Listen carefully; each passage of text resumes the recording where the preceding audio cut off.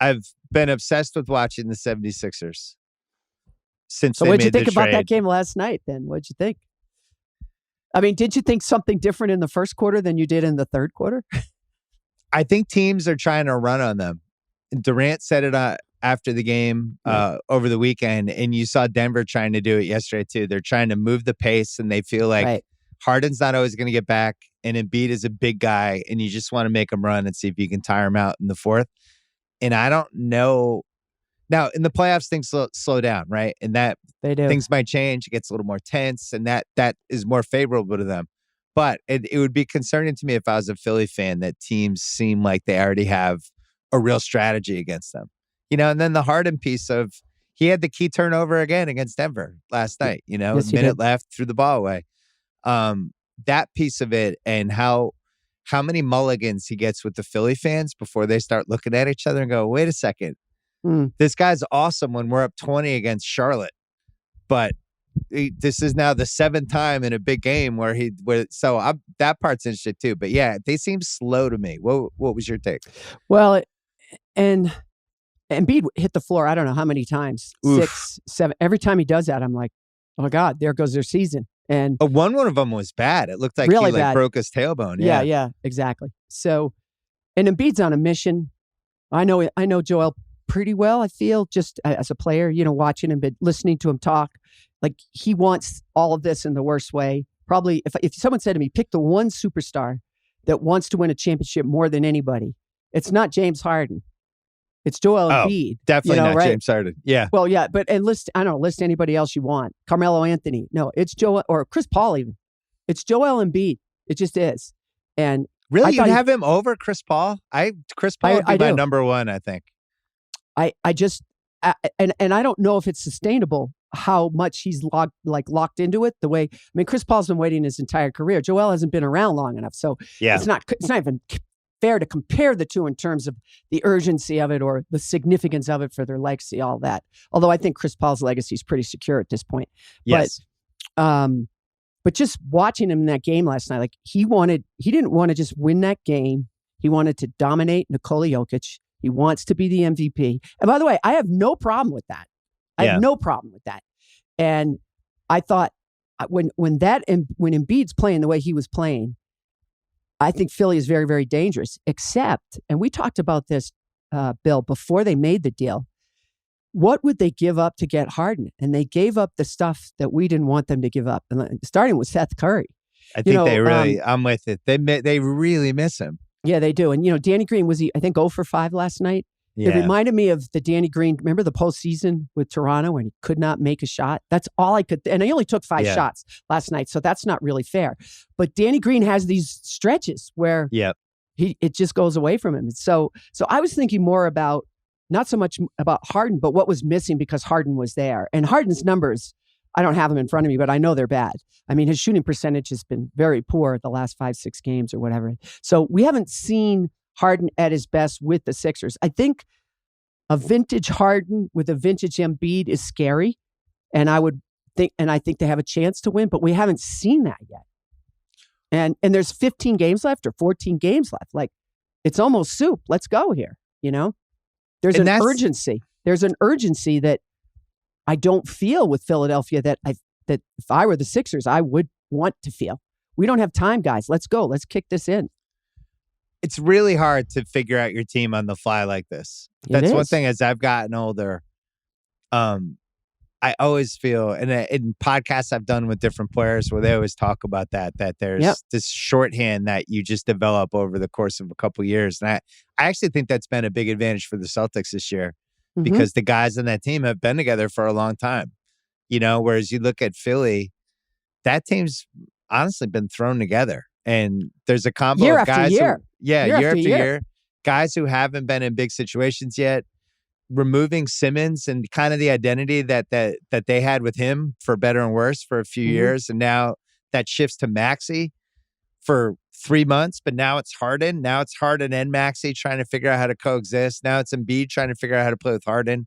It's everybody trying to adjust with Harden, who, by the way, doesn't play that hard sometimes and doesn't get back on defense and doesn't defend. And so to just figure that, as you said, there's 15 games left, We're going to be in the playoffs a month from now.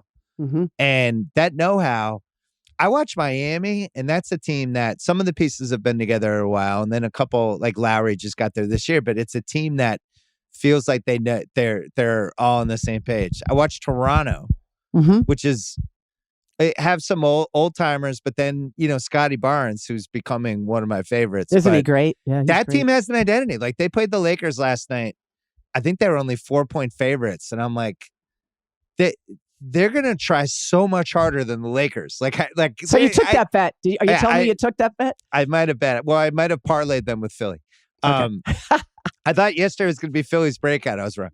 But Toronto knows who they are. Like they're like, look, you might be bigger than us. You might have slightly more talent, but we're going to try harder than you, and that's who we are. Well, and not only that, because I've talked to guys about this too, and what it really comes down to is when it's a tight game in a postseason game, and there's 3 minutes to go, and it's a key possession. You don't have to think about what's going to happen because you know what that guy's going to do and you know where he's going to go. And you know if you pass it to him in the corner, he's going to up fake once and he's going to hit you here. And there's a familiarity in critical moments that you cannot manufacture on the fly. I believe that. And so that's why I wonder. Phoenix has that right now. The Phoenix is always, they have the best know-how of anybody. Well, they do. And it's why you worry about Brooklyn, because if you look at their talent, and I do think Kyrie's going to end up playing. I do. And you put him in there, and you get those guys together. Talent-wise, it's stunning how good they are, but they don't have the muscle memory that so many of these other teams have. And you look at the Bucks last year, and everybody was like, "Well, they started slow. They don't want to come out too fast." All this stuff that everyone's talking about. All they were really doing was just developing that muscle memory and that second nature. And Jrue Holiday was new to that, right? So it took Jrue Holiday a while. We watched him literally grow up before our eyes. I don't mean in terms as a player, but in terms as a part of that team and what they were trying to accomplish. We watched him evolve through the course of the season and then into the playoffs. And then when that happens, you can win a championship. That's why with like Miami, Jimmy Butler, Bam Adebayo, they've had injuries. They've had things up and down. I do worry about Duncan Robinson. I do worry about that. Which the piece that he's been marginalized? I just don't think he's had the kind of year I thought I thought Duncan Robinson was going to keep going, and he's got to find out. He's not one of their 5 best players. He isn't right now. And I don't think there's a roadmap for that to happen this season. So. Well, not this season, but if I were Duncan Robinson, I'd spend all summer learning to shoot off the dribble, like do other things, because he was such a weapon for them, but people have figured that out, So, well, my guess is he'll be traded this summer. He's got pretty big contract, but a tradable contract and something, because he's not one. Yeah, they've learned that he's not one of their best 5, and that's just the way it goes. Yeah. So Well, that's a team. I've had the hardest trouble trying to figure out what I think. I've watched a ton of basketball since football ended. Like I'm so excited for these playoffs. And Miami is kind of I have a feel for all the East teams, and Miami is kind of that ceiling basement team where wild card. I don't trust Lowry and Butler to 100% be healthy for 4 rounds. I think Lowry's old, and Butler just over and over again, he's out for this reason or that reason or the other reason. And I don't know. I think these playoffs are going to be really hard, and that's why I kind of after that Celtics-Dallas game, which just showed the spotlight on all the flaws that the Celtics have. But I like that they're young. I like that they're going to be able to at least get through 3 rounds, and they'll have legs, and they're not going to be beaten up. Whereas I look at Philly with Harden and Embiid, or the Lowry-Butler combo. I think this is going to be a really hard playoffs. See, I think if I look at Miami, I look at Tyler Hero. That's who I look at. And he's streaky, as you know. Yeah. He's had a really great year, I think. And when he's going and strong and got fearless and the curl and shooting all those shots, he opens up everything for everybody else. I think he's the key to their whole postseason. But is that good or bad that he's the key to their whole postseason? It's bad. I'm not positive I trust him. Yeah. Well, it's bad. It is bad. But that's my point. That's why when you look at Miami, they're almost. I just always go back to Miami. They really thought they might have a shot at Giannis. I mean, go back to that. Think about that. You're right. They really thought they had a shot at Giannis. They they almost didn't re-sign Bam. Remember? Right. I mean, they did, and they did the right thing. Well, they kind of had the same agent, so that They was did. the most Yeah, telling. but- I right. wonder if they had different agents. I wonder how that plays out.